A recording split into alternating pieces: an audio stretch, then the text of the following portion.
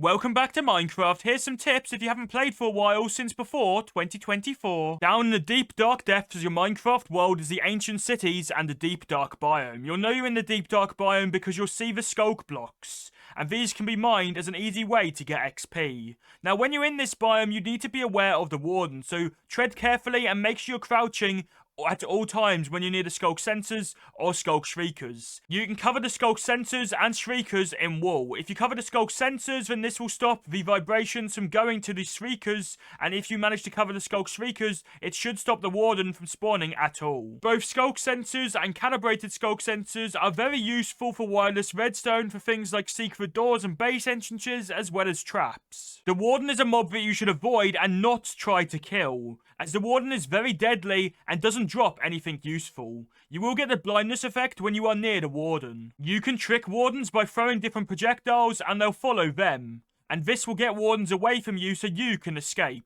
In the ancient city there is a bunch of chests that you can loot, and one of the new loot items that you can find is the swift sneak enchantment. So this can be put on leggings and then you'll be able to crouch and still move faster than you would without the enchantment. So as you can see, I'm currently crouching and I'm still moving fairly fast. In the ancient cities you will also find echo shards, and you can craft these into a recovery compass. So this is a compass which will lead you to where you last died. So if I follow this compass, I should get back to where my items are. Now this is a really cool feature if you end up dying a lot if you battle a game like me, as then you should be able to find your stuff pretty easily. Now how this works is you just simply need to follow the line on the compass until you get back to your stuff. So the line needs to be pointing at the top, and as you can see, it is leading me back to where I died and where my stuff is. And now I have my stuff. The Allay is a new Minecraft mob useful for farms. If you give an Allay an item, it will find similar items and give them to you. So for example, giving the Allay diamonds, it will now go and find diamonds and drop them off at me, or a specified location. Allays can be found at woodland mansions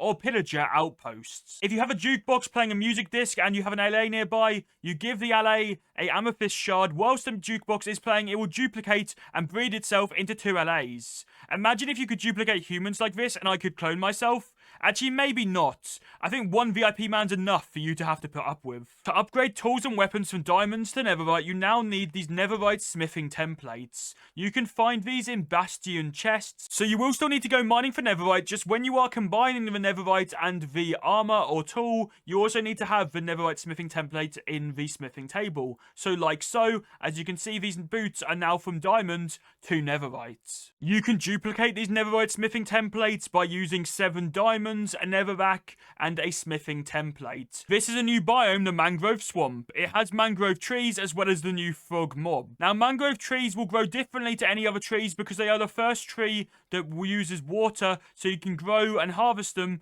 in water, and you can also bone meal the bottom of a tree to be able to get more saplings, and that's how you get saplings for the tree rather than them dropping from the leaves. You can turn dirt into mud by clicking on it with a water bottle. You can place a pointed dripstone with a dripstone block on top and place mud on top of that, and it will turn into clay and dry out the mud. Now it will take a lot longer than that in survival mode, however for the purpose of this video I sped up the tick speeds. But this will work for you just a little bit slower, and it will turn your mud into clay, allowing for an infinite clay source. Frogs will eat baby magma cubes, so if I kill this magma cube and turn it into a smaller one, and then turn it into smaller ones once again, so now they are baby magma cubes, as you can see, the frogs will eat it, and it will spit out these froglights. Depending on what colour frog eats the baby magma cube will depend on the colour of the froglight. So there are different types of frogs, and each of these will have a different colour, for a total of 3 different colours of froglights. The Cherry Grove biome is home to the beautiful cherry blossom tree. This is Minecraft's first pink wood set and comes with planks and all of the other blocks you'd expect from a Minecraft wood type. The cherry blossom trees feel magical as the leaves have particles coming under them, so it's like you're in an enchanted forest. And you can even place these particles around your base or anywhere, and the particles will remain as well. How lovely and majestic. You can now turn bamboo into a bamboo wood set.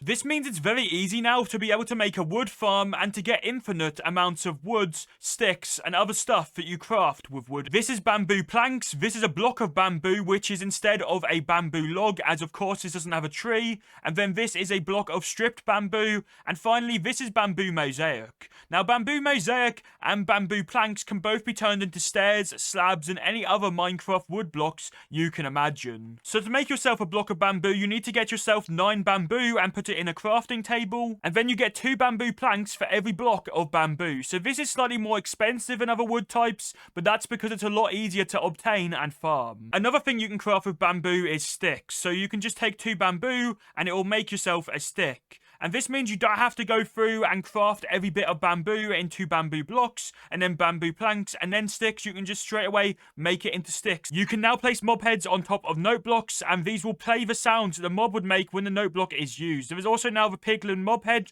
which can be obtained like any other mob head from when a charged creeper explodes a piglin. Armor trims have been added, so this is a way to be able to decorate your armor and make it unique. Now, there is 16 different armor trims you can get either through generated structure chests, and you can also find some of these through archaeology as well. Armor trims work the same way as a netherite upgrade. So you get your armor trim, you get an item that you can use with it, so it can be any of the 10 items, for example, diamond, amethyst, emerald, gold, iron, quartz, or any of the others.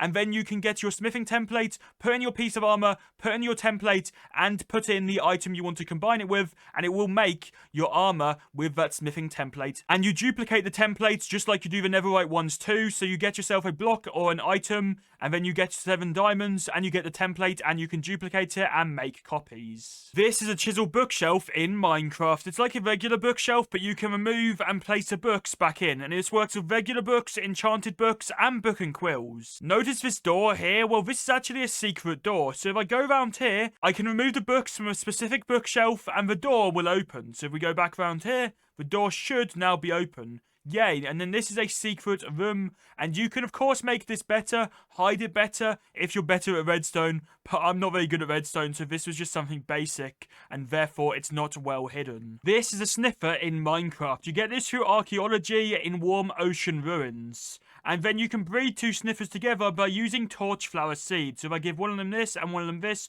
they will breed.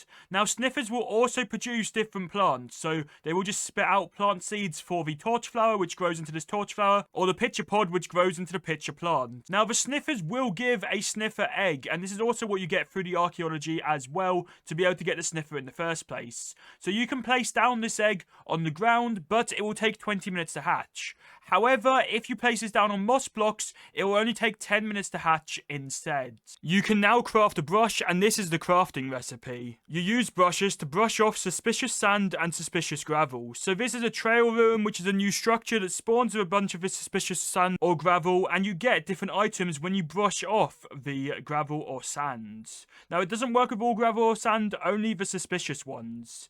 And you can mine down a lot further to get to more of this suspicious gravel. You can also find suspicious sand and gravel at other locations, for example, desert temples or ocean ruins. One of the things you can find through archaeology is pottery shards, and you can combine these into decorated pots. So these are all the different pottery shards you can get, and you can also just use bricks as well if you haven't got enough of these different shards that you can use. So I'm going to use this one, and then this one, and you can put bricks to be mixed in or make them all out of bricks or multiple sides out of bricks as well if you do want to. In this case, we're going to go for this pattern right here, and then let's also make just a plain one as well. So as you can see, this decorated pot, the first one here, is for no design at all, so this is just blank on each side, but this one will have a design on each of the sides of the decorated pots.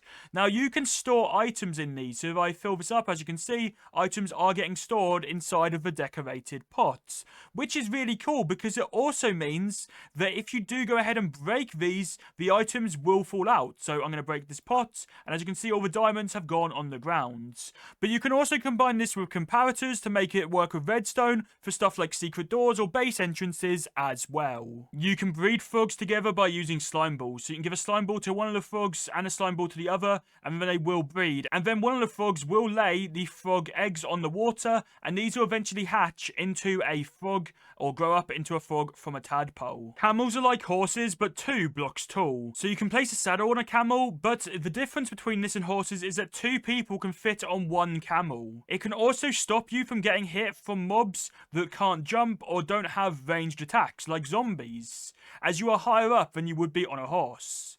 Camels also move a lot slower, but they will build speed if you go in a straight line, and you can also use a dash jump. You can now edit signs by clicking on them and then changing the text, and then if you leave the sign, it will be edited to whatever you choose for it to say. The other side of signs can also now be written on, so you can write on both the front and the back of your signs. You can also lock signs using honeycomb, and you can make signs glow using glow ink sacs. You can now craft hanging signs, so these can hang in a few different ways, and this is one of them for example. Before I sign off from this video, there are a few other changes as well that are worth mentioning. For example, on Bedrock Edition, you can now get banner shields, so you can put any banner design on your shields. You can also now crawl using a trapdoor. And there's a lot of other Minecraft Bedrock and Java Parity changes. If you haven't played Minecraft since before 2022, I'd recommend you check out the video on screen, as it will give you even more tips.